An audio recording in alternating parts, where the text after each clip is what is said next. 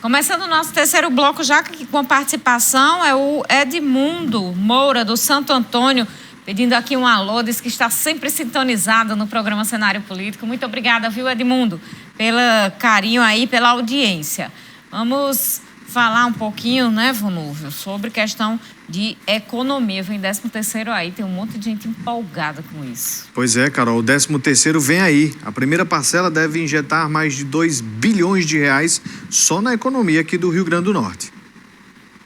Iniciando a segunda quinzena do mês de novembro, o trabalhador já vive a expectativa da primeira parcela do 13º salário.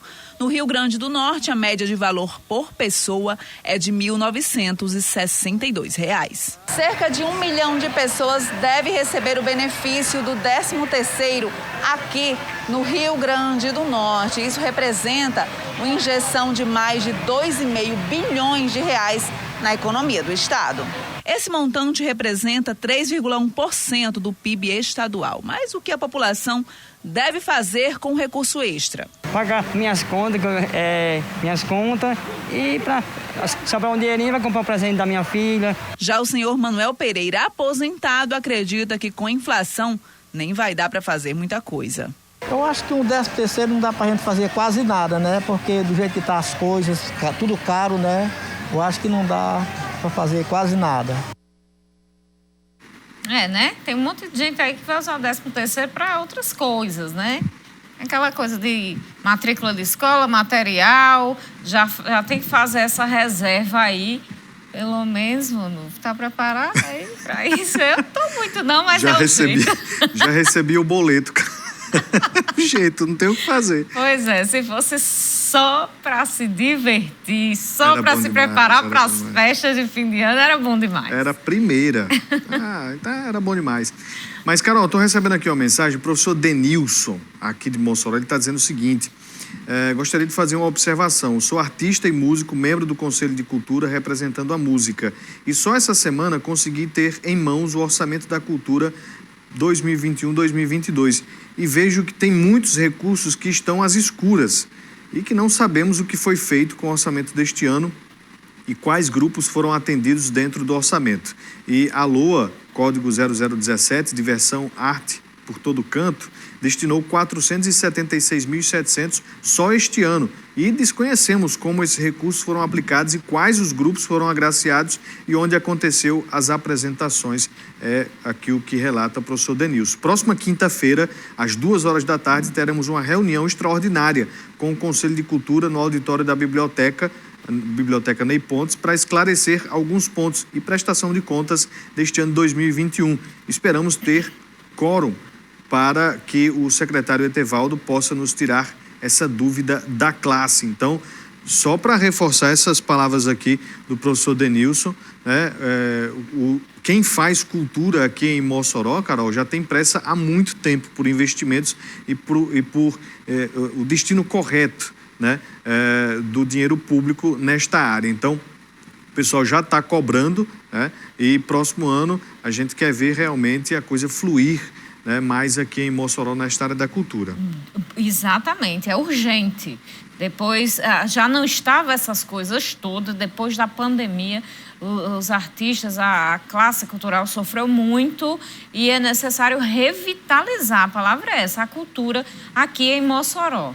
Elogiar, só elogiar não funciona, não. Tem que ter apoio, tem que ter projetos, tem que ter o fomento por parte do poder público, sim. Mossoró tem muito artista em todas as áreas que precisam dessa valorização e que realmente precisam de um lugar ao sol aqui com o apoio do poder público. E não é só na área do teatro, ali durante os musicais principais do ano, nos principais eventos da cidade, mas também o teatro de rua, tem também o audiovisual, tem artes plásticas, tem muito artista aqui, a música, tem muito artista que precisa, sim, desse reconhecimento. E o reconhecimento, já disse, não é só com elogio. Vamos agora voltar a conversar com o Gutenberg Dias, presidente da Rede Petro. Aqui estamos conversando sobre o 6º Fórum Choro Potiguar e a gente falava sobre a exploração, a realidade aqui no Rio Grande do Norte, e eu pergunto só para complementar, tem inclusive uma outra questão aqui já do nosso telespectador Carlos, que também é nesse assunto, mas a exploração em terra hoje responde por quantos % do PIB no Rio Grande do Norte, Gutenberg? Carol, em torno de 13% o óleo, né, a indústria de petróleo e gás, né, de um modo geral, em torno de 13%, que aí está envolvido a refinaria Clara Camarão, toda a parte de transporte, né, de gás, de óleo, ou seja, toda a cadeia em torno de 13%. São dados do governo, são dados da Fierne que a gente tem. E isso tem uma importância, como eu disse lá no início do programa, enorme para a nossa economia. E tem mais um ponto, né? É uma cadeia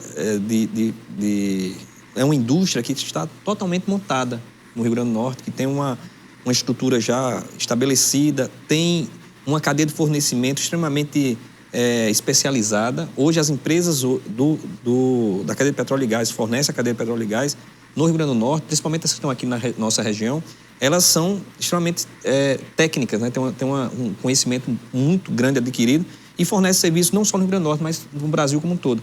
Então, isso mostra que a gente tem uma capacidade enorme, né, de fazer ainda o onshore do Rio Grande do Norte. Ele continua sendo o maior produtor de petróleo em terra. Continuar a ampliar essa produção e gerar muito emprego e renda aí a partir da cadeia como um todo, não só da operação em si. Gutenberg, como é que você analisa a produção de petróleo aqui no estado do Rio Grande do Norte, no nosso país, para o preço que a gente paga no produto final? Isso falando de gasolina e diesel, né, que são os principais combustíveis que a gente tem acesso.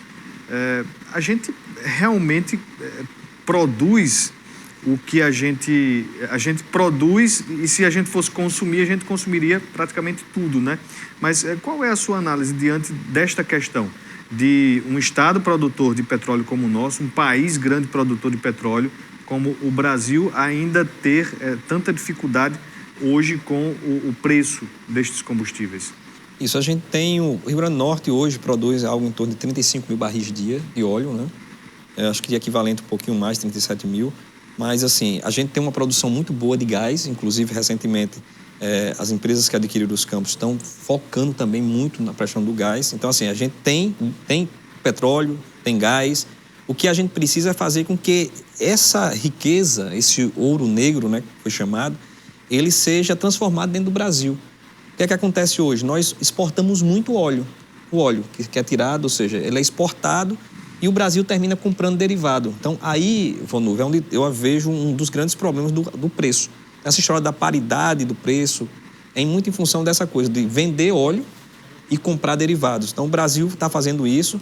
Quem regula isso, especificamente, eu acho também que tem uma campanha muito forte em cima da Petrobras de forma negativa, né? Porque quando diz assim, não, é a Petrobras que está fazendo isso. Beleza, é a Petrobras porque é ela que tem o controle da parte de refino no Brasil. Em parte, né, porque ela já começou a vender os seus ativos. Mas é uma ação de governo. O governo poderia repensar essa política, né, e fazer com que o nosso óleo fosse refinado com maior força pelas nossas refinarias, porque nós temos capacidade de refino e ela não está sendo utilizada totalmente. Então, a gente precisaria refinar mais no Brasil para diminuir o custo. Isso não prejudicaria o que acontece hoje, que é a produção de petróleo através destas empresas? Não, pelo contrário, ela vai facilitar mais, você vai ter quem compre o óleo. Né? Hoje só quem compra óleo no Brasil é a Petrobras, né? A maior parte, tem mais duas empresas que refinam, pequenas refinarias. Tem projetos de novas refinarias no Brasil, que venham esses projetos de novas refinarias, mas assim, a gente tem que fazer com o que nós temos opere a 100% para poder, pelo menos, a produção que nós temos de óleo aqui, ela seja feita, seja transformada aqui dentro do nosso Brasil. Qual é o potencial da exploração e da produção do gás aqui no Rio Grande do Norte e quais são e se esse potencial ele é totalmente explorado?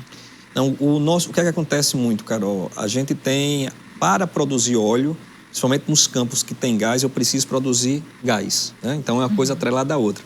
O que é necessário?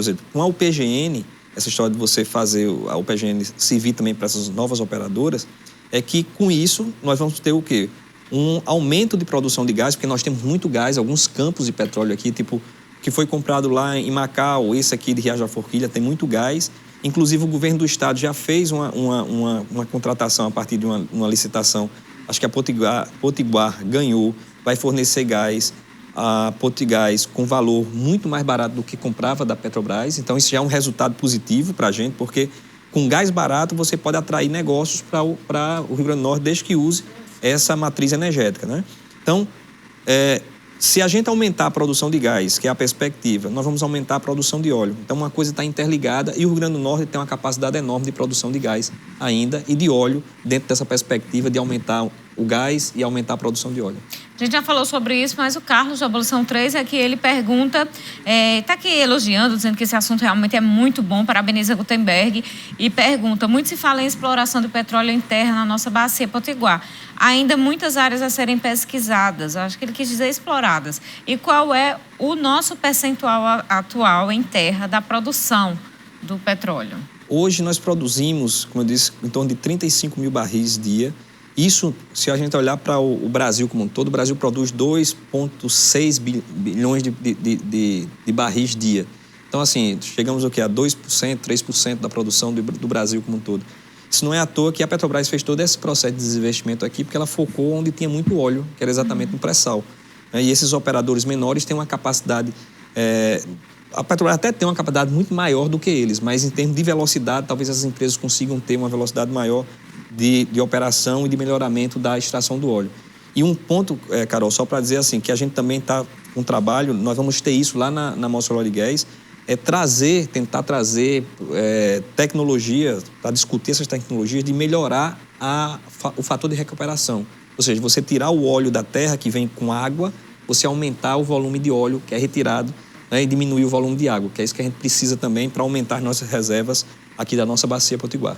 A gente tem aqui o Rinaldo, do Nova Betânia, pergunta como está e como vai ficar o relacionamento com proprietários de terra que têm contrato em áreas ocupadas com instalações petrolíferas. Isso, a gente vem acompanhando, Carol, isso aí. E o que é que está acontecendo? Os contratos, eles são transferidos, né? Então, se você, o dono da terra lá, que tem um contrato, né, de cessão da área e que tem royalties daquela área, à medida que a empresa muda, o contrato também muda, porque a Petrobras, ou seja, na hora que ela sai, ela faz a transferência completa, então o novo operador vai lá e faz a mudança de contrato com... Então não tem perda, até porque as regras são dadas pela ANP, não é dada pela empresa. Então, para cada bloco, para cada área, você tem o valor de royalties, você tem os valores que são de uso daquela terra, então está estabelecido com base nas resoluções da ANP.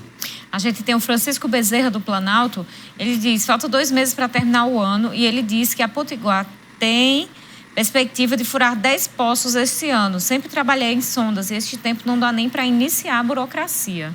Esse é um problema que eu até coloquei, ou seja, nós temos ainda um problema que é de burocracia na perfuração. Vou dar só um dado aqui, Carol. Obviamente não quero comparar com os Estados Unidos, porque é totalmente diferente, mas hoje, nos Estados Unidos, para você entrar lá em Oklahoma, você entra com um pedido para perfuração, com 48 horas você tem essa sua licença para perfurar. No Brasil, em média, para uma licença ambiental para o segmento petróleo e gás, vai mais de 6 meses, em média. Então, veja a diferença que nós temos. Então, por isso que é preciso a gente também rever, não é que diminuir tipo assim, o regramento, não. É dentro do que você tem de estrutural, né, das resoluções da ANP, resoluções do órgãos ambientais, criar mecanismos que agilize o processo. Não é para tirar nada, eu acho que não tem que ser tirado nada em termos de diminuição de regras, mas precisa ser agilizado. E eu estava até conversando com o diretor técnico do IDEMA, ele dizendo o seguinte, que nós temos hoje um gargalo no órgão ambiental, que é exatamente o florestal, porque existe uma demanda muito grande de outros empreendimentos que terminam desembocando no florestal. Aí o florestal tem menos gente do que todos os outros. Então, os processos vão sendo travados. Então, o governo do Estado e o governo, de modo geral, precisa repensar essa nova cadeia de petróleo com uma outra velocidade. Não é mais a velocidade da Petrobras, é outra velocidade muito mais rápida. Gutenberg. Carol, desculpa, mas é porque a gente está vendo aqui tantas perguntas, as pessoas interessadas, né, sobre este assunto e gera uma curiosidade. Então, Este evento que vai acontecer dia 25, essas pessoas que têm essas dúvidas podem participar? E uma outra questão pessoas de fora do Rio Grande do Norte, de outros estados, vão vir também aqui ouvir todo esse conteúdo em busca de entender melhor e também de, claro, trazer investimentos aqui para o nosso estado? Sim, Vonuf, nós já temos várias pessoas nos ligam, né, perguntando como vai ser o evento, pessoas de outros estados, Sergipe, Manaus vai estar aqui, né, do Amazonas vão estar aqui, do Espírito Santo também já tem confirmação, e o evento é aberto, né, então nós temos um